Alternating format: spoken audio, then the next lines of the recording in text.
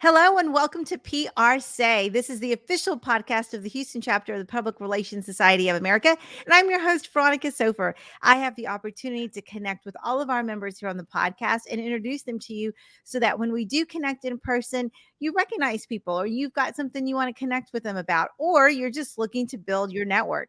So make sure you take this opportunity to get to know your members and leverage your PRSA membership in the Houston chapter.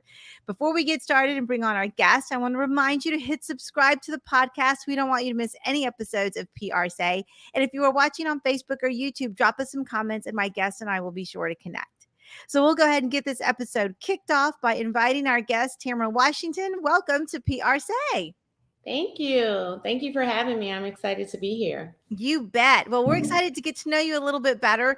Tell us where you're working and how you got into the public relations or communication space. So I've had my PR marketing firm for 13 years now. I got into the space because I worked in television news for almost 10 years. And so telling stories was something I just love to do. I was a managing editor and assistant news director. And once I continued to move up in the television world, I felt like I was no longer able to tell stories like I used to tell stories. Yeah. So putting the pieces together, field producing as well, investigating, making those calls, that all started to go away as I moved up. So I basically walked away, took a break, and a mentor said I should try PR.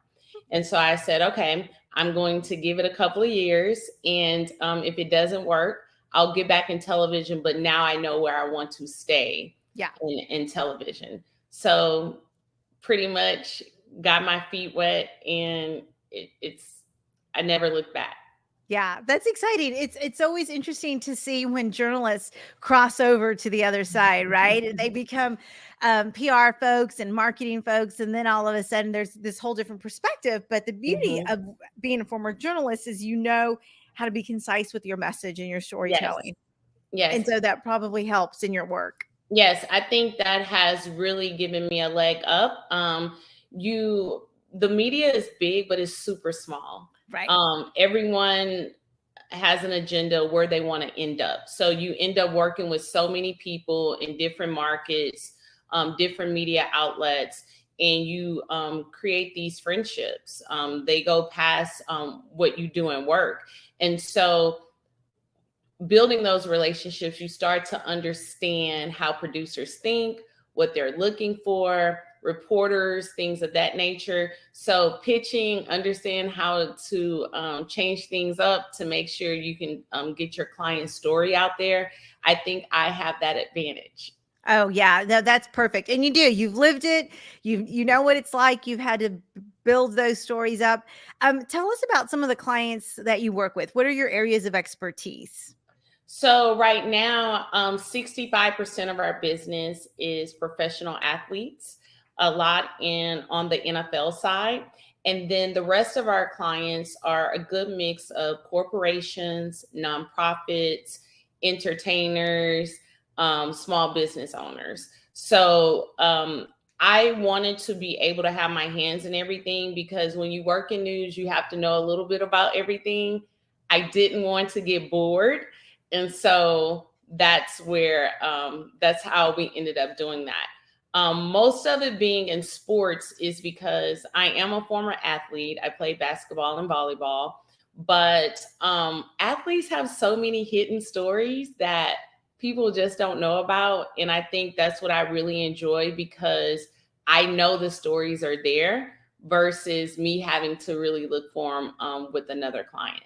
Yeah. Oh, that's so true. There's just a honeypot of stories and opportunities there because oftentimes athletes, that mindset was built up from somewhere, right? Yes. So those origin stories are really profound most of the time.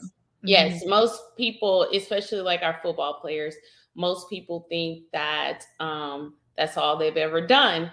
And so one client in particular, he plays the Kansas City Chiefs, Justin Reed. he started out playing soccer. He didn't start out playing football. And so recently this year, the fans were introduced to him because of his soccer experience. Their kicker got injured and he ended up having to kick the field goal. Mm-hmm. So fans got introduced to that. And that's when people are asking all the questions like, where did that come from? And he's like, I play soccer. Yeah.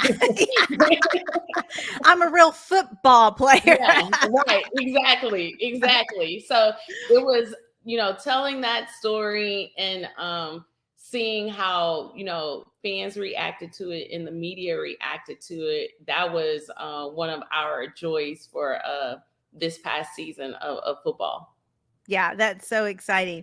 Well, Tamara, tell me what kind of advice you have for folks who are considering going into the PR space or the communication space, especially based on your experiences. We've got a lot of PRSA members and our student members are considering all the different spaces and niches that are out there. Give us some advice. The biggest thing I would say is intern on both sides. If you really want to work on the PR side, intern on the media side. Try to do television and radio as much as you can, and also intern on the PR side. I would say I'm not going to call it a regret because I didn't think I would work on the PR side, but if I could do something different, I probably would have interned on the PR side as well, just to have a better understanding of the ins and outs. But I feel like when someone can really understand both sides, it not only gives you an advantage, it gives your client an advantage, and it really helps you understand the scope of how everything works together. So that would be my biggest advice. No, that's great advice.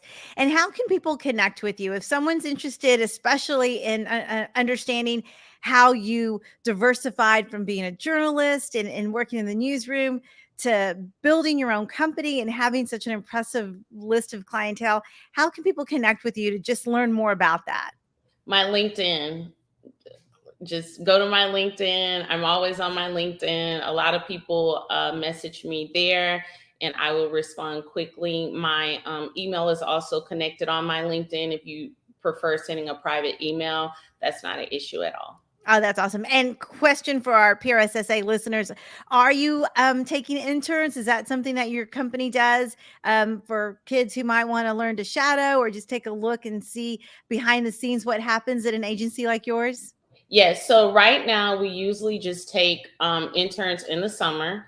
Our summer is closed. So next summer we'll be opening it back up. And truly the only reason we do it in the summer is more of a downtime. And I believe in teaching. Interns don't need to get my coffee or make copies. We really want to put them in a space where they can be hands-on and learn. So the summer is more of a downtime for us, and we can really put that effort in. Oh, that's wonderful, Tamara. Well, thank you so much for sharing your expertise, and I look forward to seeing you in some of our in-person events. Thank you for having me, Veronica. You bet. All right, you heard it. Make sure you connect with Tamara. She's on LinkedIn and her email address is there. When you are looking for the right type of mentor-mentee relationship, you want to look to our members who've got a lot of experience and who are willing to share. So make sure you connect with Tamara. With that, I will wrap up this episode of PRSay by reminding you to hit subscribe if you are listening on the podcast. And if you are watching on Facebook or YouTube, drop us some comments and we'll be sure to connect. We will see you next time.